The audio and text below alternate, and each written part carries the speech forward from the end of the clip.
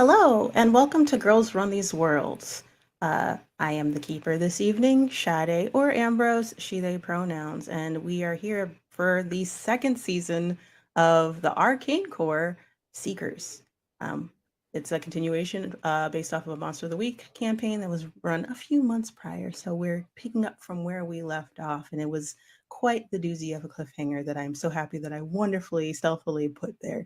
But we will be continuing from that point on, and it's going to be a doozy. So, without further ado, I will introduce you to our cast, starting with Iris. Hello, my name is Iris Wyndham. My pronouns are she, they, and I will be playing Cordelia Bennett, the monstrous pronouns also, pronouns she, her. Sorry. Cool, cool. Red. Hi, I'm Mischievous Red. My pronouns are she, her. I am playing Megan Frost, whose pronouns are also she, her, and is the Crooked. Awesome. And Jazz. What up? My name is Jazz. My pronouns are she, they, and I am playing Mo Jackson, the professional. Her pronouns are she, her.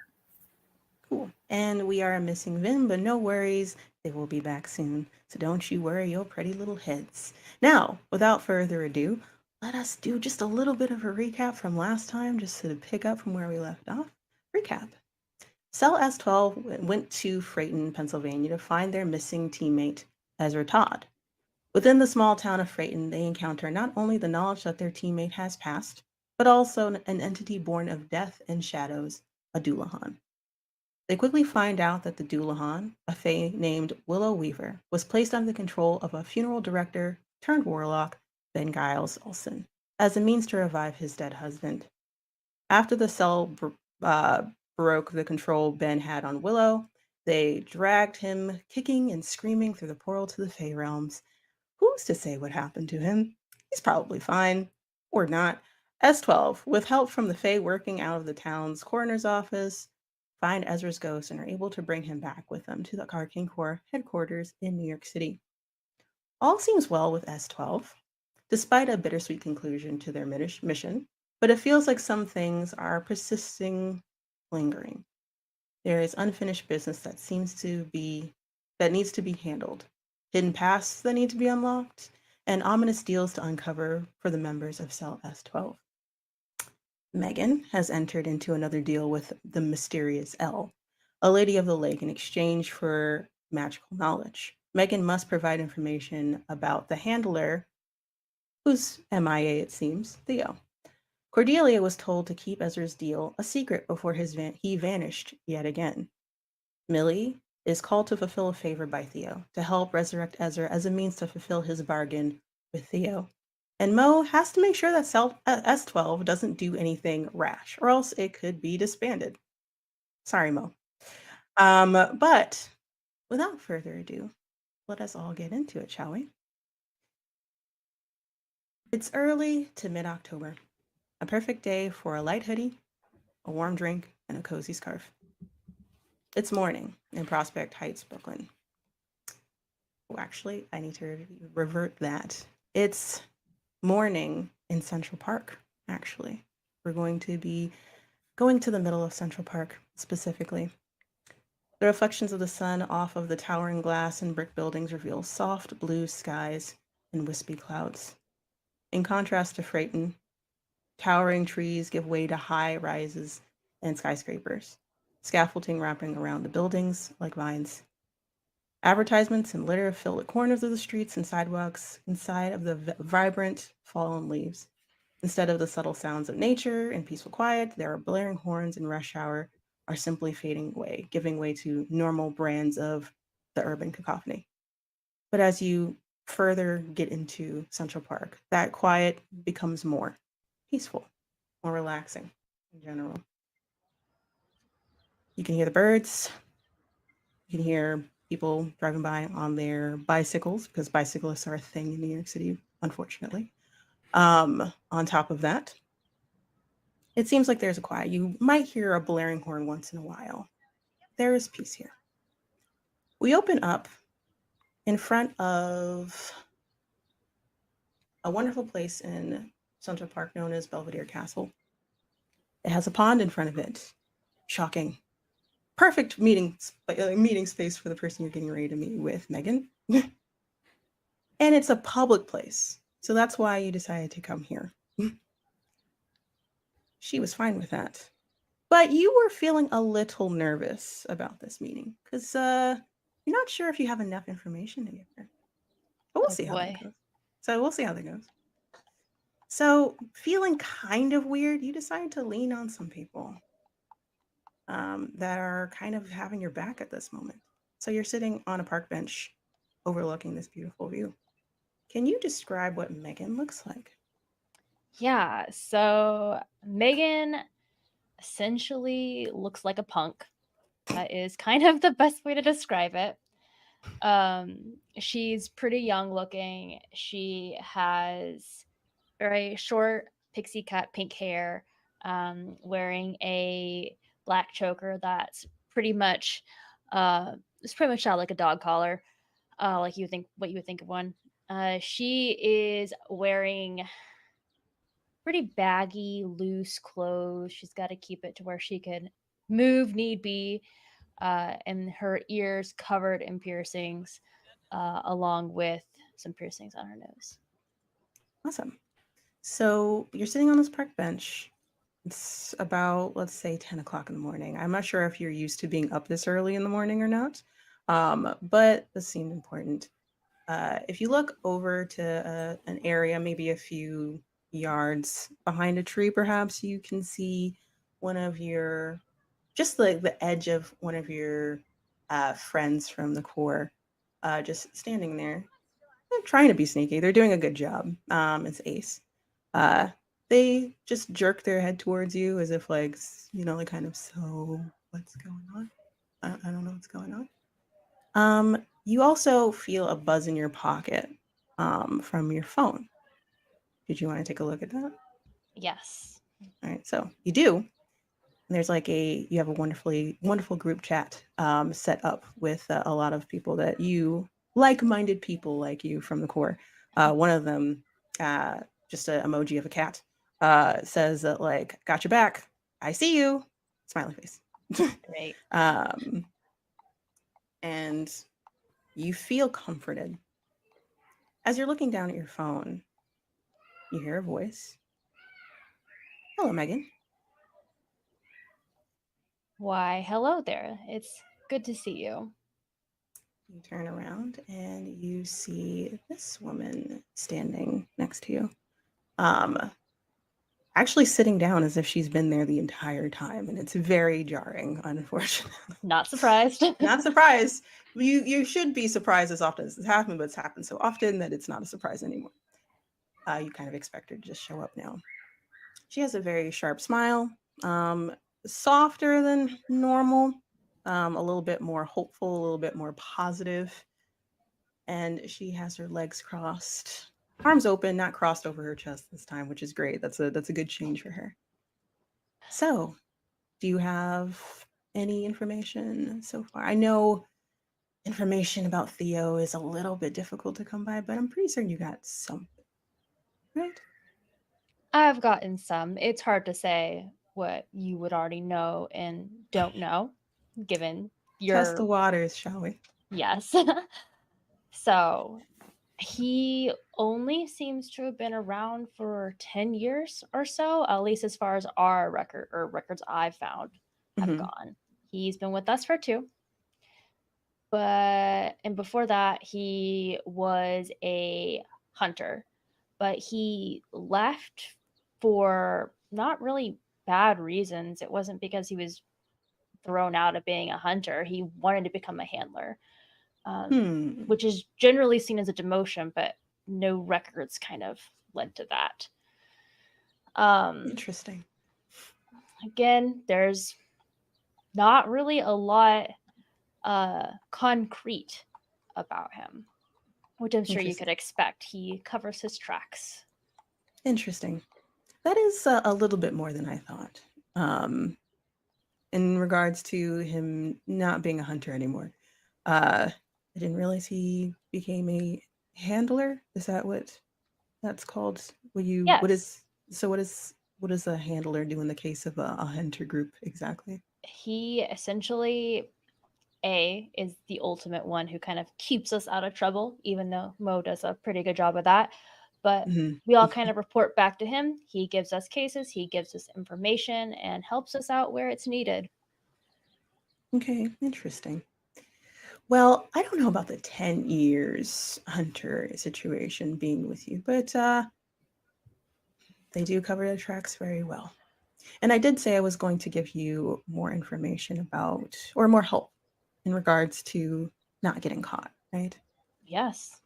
So, sometime today, you will get that. So, don't worry about it. But in terms of means of finding out more information about thee, you might want to do something a little bit more on the risky side. If I have your support and Of something's course. coming up later today, then I'm sure I'll be risky enough. Of Hopefully, not course. too risky. Risky in the best way. And as long as you're having support from my sources, then you have nothing to worry about. How Then are the magical gifts I gave you? they're great. I'm very thankful. I anticipate them helping uh, in me do research for you as well. But also, let's be honest, they're just kind of fun to have. That is true. The more freedom of magic. I'm not sure why you want magic exactly, though. Is it just a natural affinity? I've seen so much of it and seen what it can do, and it's always benefiting others. Hmm. It was time for some myself. I like the way you think. But outside of that, regards to your friend, Ezra Todd, what happened to him? I'm not entirely sure. Everyone seems to have really clammed up about it. Something happened. I just can't tell what. A bit of advice, because I'm not sure either. I don't have eyes everywhere. But you might want to look into Ezra's back history too, in connection with Theo. Just a little bit of a hunch. Okay. I'll look into it. You know how to contact me, either through mirrors or a phone call. Either would be fine. You don't have to use magic all the time. And you clearly know how to contact me. So Of course. Of course. no worries there. Oh, and she stands up. Smart of you to have people watching out for you. It's really nice. Keep that up. It is a wise decision. I'll certainly try. You should try better. Take care. And then you see her walk kind of around the park bench behind you. And then if you were trying to look where she went right afterwards, she's gone. Very, very whew, vanish into thin air. But again, not surprising for who she is. As soon as that happens, your friend Ace comes out, kind of like shuffling over and slides into the same spot where Elle had just been, and says, "Like, what was that? I didn't realize what was that." What all did you see? I First mean, question. what do you mean? What did I see? There was someone that was there all of a sudden, and there was someone that left all of a sudden next to you. What did you get into? And why was I not a part of it? Like, that seems like a big miss. That seems like I feel like I've been stabbed through the heart. It happened so fast. And it just escalated, and before I knew it, I had this object and she came with it and she was not happy. Uh Okay. and now I'm essentially doing her bidding, but I'm getting some favors out of it. Trust Okay. me, I think it's better that you're not involved directly. Okay, that's fair. But I am very curious. I'm going to try not to cry. Really, really hard. But still, what is she? That's definitely not. She's definitely not human. That's a good question. For the Your longest phone. time, she seemed like a fae. Mm-hmm. And she definitely is, but she's also more than that.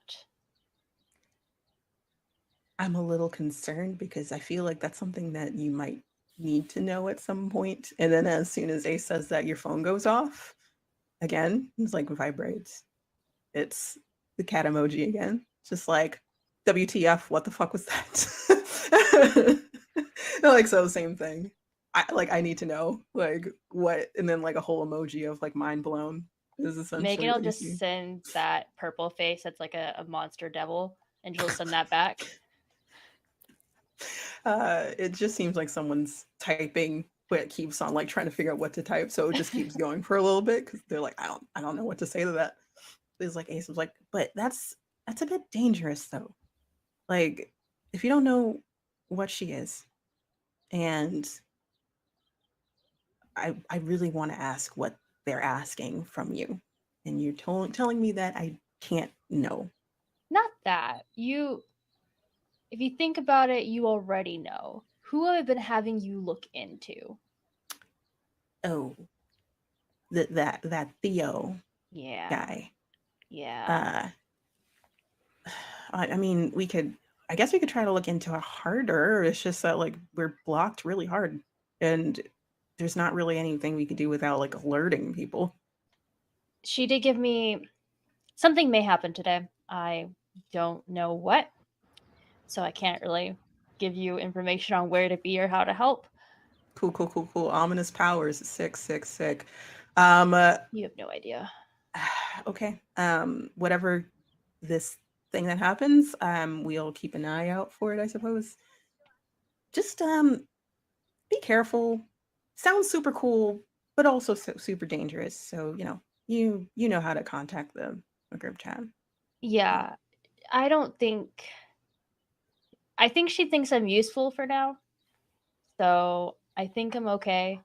It's when I stop being useful that we have a problem. Well, the good news is that core members, when dealing with outside entities or beings, if they go missing, people tend to notice and look into that. So if something does happen to you, cross my heart, then I kind of think that if she wanted to, she could make it to where no one noticed I was missing. I don't doubt her ability to do that. Ace just stares at you. I don't know whether I should be disappointed or proud or a mixture of the two I stole or from her at jealous. first, so I mean, proud. Proud, very proud, but also unknown entity that can make you vanish and no one would notice, including us. That's kind of concerning. That's just a theory. Okay. I feel pretty good about it though. Okay. Whatever you say. Your phone goes off again. This time it is not from that cat emoji number. It's a different number.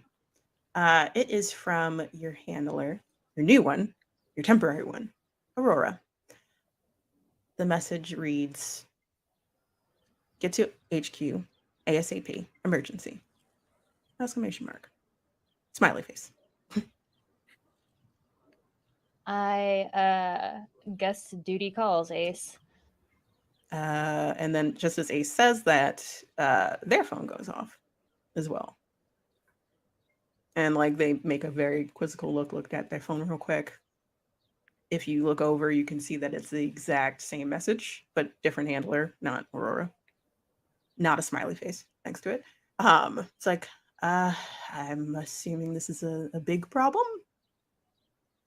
Yeah, I'd gather so. Maybe it's that thing that Yeah. Like you just see that Ace stand up. distraction. Oh, that's so fucking terrifying. You see like Ace is like just straightens their jacket. All right, let's go. You both stand up. You get a message from cat emoji. Just like, I need so many answers. Stat question mark and exclamation. So there we go. All right, and that's the scene. We cut over to you, Cordelia. 1 second. We are in a R&D department within the Arcane Core HQ. Before we actually look at this, we're gonna kind of just map out where you are. A moment, we can. Yeah. I'm pretty certain I know what I'm talking about. I promise, everyone.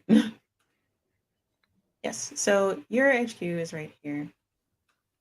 It's in Brooklyn, near the docks, off to where the river is. So near Red Hook.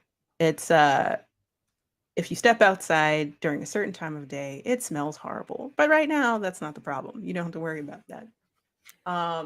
You are in a R&D lab. No one's really here. It's very quiet. It's meant to be this is all dedicated to one person. It's a larger workspace office that's kind of a lab, kind of hodgepodge put together. You're on a lower level in this building. You kind of phase through a wall to get into here.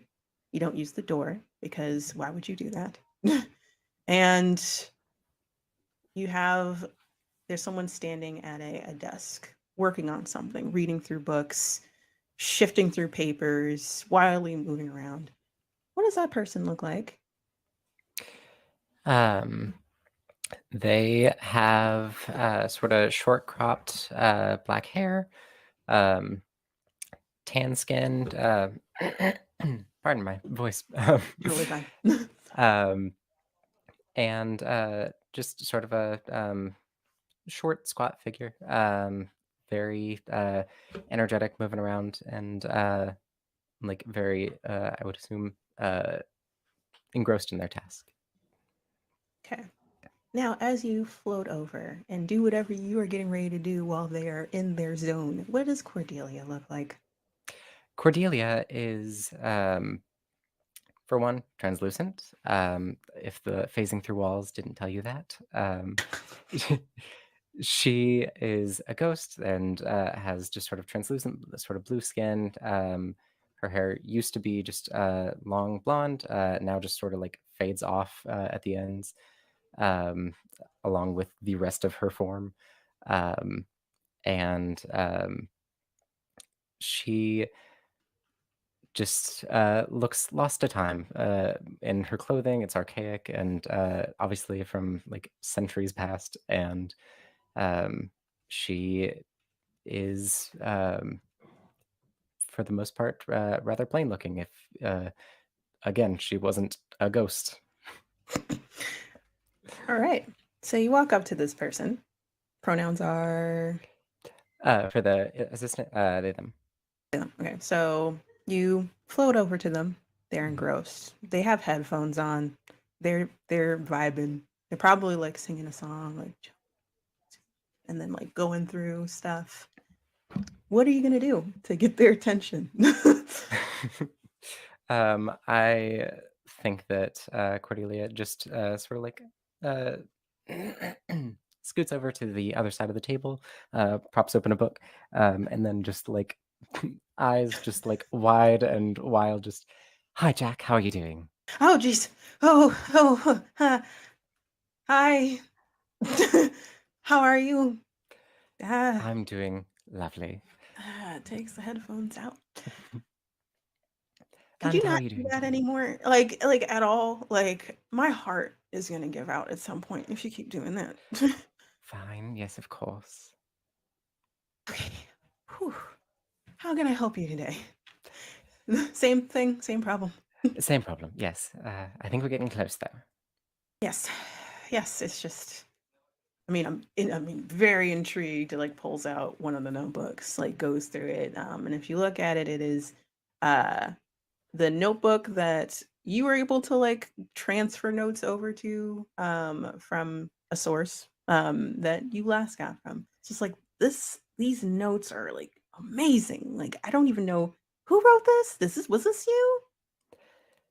Um, I guess I took a bit of liberty with some of them, but no. Oh, well, this is freaking sweet. That's all I gotta say. Like it keeps on looking through. It's just like I've never even thought about connecting spiritualism from that time frame and like tweaking it. But like you're an example